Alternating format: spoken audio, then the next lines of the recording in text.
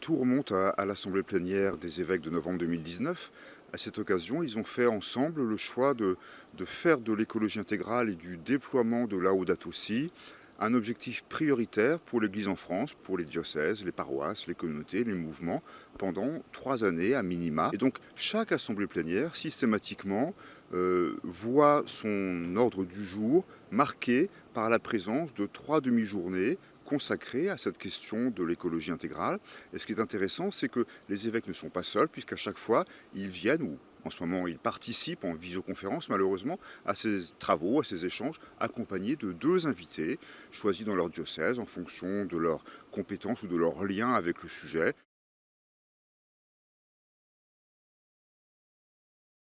Le thème est le suivant: produire et créer, quelle empreinte? On peut penser bien sûr à l'empreinte carbone, mais on doit aussi penser à tout ce qu'il y a de légitime, de beau, de profond dans l'activité des hommes, dans la présence des hommes. Rappeler, contrairement à ce que certains peuvent penser, que la présence et l'activité de production des hommes, elle a du sens. Dès lors qu'elle est mise au service de la dynamique de création, au lieu de nuire à cette entreprise de création dont nous sommes d'une certaine manière les enfants, bien sûr, mais aussi les co-responsables. Et c'est bien tout l'enjeu de ces 3 demi-journées de débats, de rencontres, de réflexions partagées, que de chercher à définir des enjeux d'engagement et de travail dans les diocèses, dans les paroisses.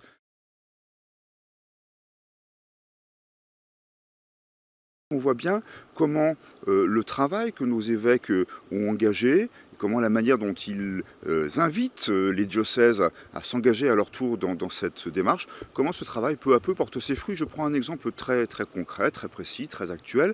Nous sommes en train de vivre le carême.